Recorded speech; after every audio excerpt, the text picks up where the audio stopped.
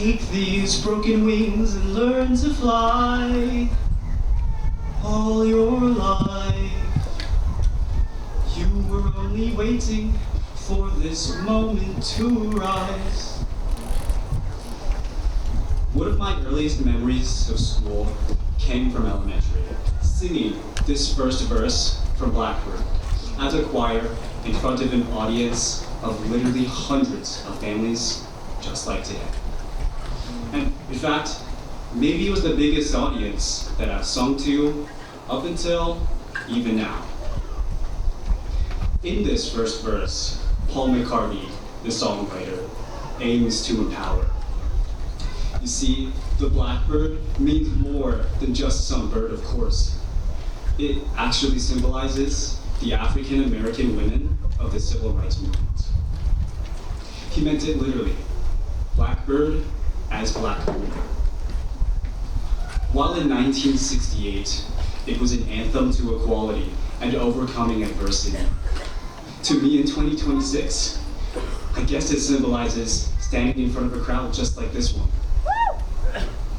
But really, it's not something as shallow as that. It's not necessarily about singing or the big crowd or the childhood nostalgia. Because when I first moved from Bethel to Castle Rock at the age of 14, I personally faced racism for the first time in my life.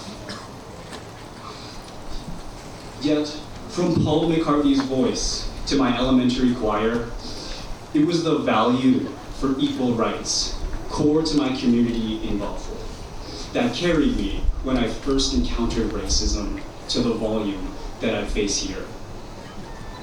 I can't tell you how many times or how often I've heard someone say something shallow, something racist, something adverse, and something totally ignorant from classmates and people here. In fact, nearly every day. But thanks to my experience outside of Castle Rock, it's ingrained in me that shaming like this would never take away from my own worth as a human, and that I should never just let it go.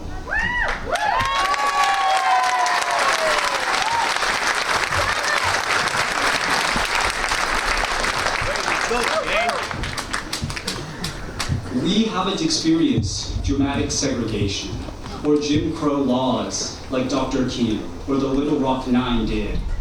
So some might say, well, didn't they solve it already? It's all done and over with now. But it's not done. It's in the way that we acknowledge that there are African Americans who are very athletic but joke about it in insensitive ways. It's in the way that there are many people who shame Indians just for being Indian. And it's in the way that we see many Asians are smart in school, but still say that it's just because they're Asian. Acting like 60 years ago, there weren't millions out there singing songs of empowerment and fighting for equality on every level, just like how I sang Blackbird in elementary. And so part of the reason why I mentioned a song like Blackbird is that that message still feels so very powerful. I must drive this home more. Racism and discrimination became the normal. It starts behind closed doors. It starts on your feed. It starts with your friends. It feels safe, only because nobody has the perspective to realize that there is real harm going on every day when you have to sit in class distracted by the fact that the people you spend time with feel comfortable behind your back, defining you based on the color of your skin and the birthplace of your parents. I still think about my first elementary school concert, and I certainly did think about it my first week here and through my last. Because equality isn't just about colored fountains, the back of the bus, or segregated schools. It exists outside the history books and inside our conversations. And so when equality existed for me as an innocent elementary schooler, why should my peers challenge that right now? Why should I feel ashamed for being Asian and dark-skinned when my color does not define me? The experience I got through singing about equality in Bothell is so different from the reality I experience as a person of color today. It's like the harmony has gone away. I guess there is a lack of respect that wouldn't fly anywhere else without the perspectives that come from diversity. And maybe it's the moment where I haven't spoken up until now that proves it, that racism is real. It's the moment where I accepted racism as normal, and it's the moment that I didn't attempt to break this status quo.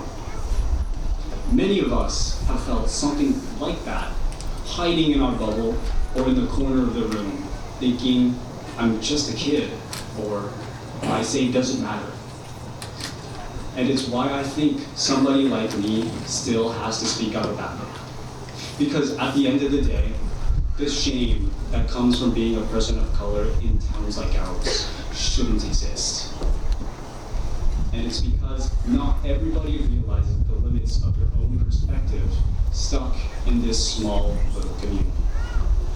So while every single one of us still has ways to keep ourselves behind closed doors to feel safe, it's time to go out into the open and feel shame and yet still grow from it, like me now.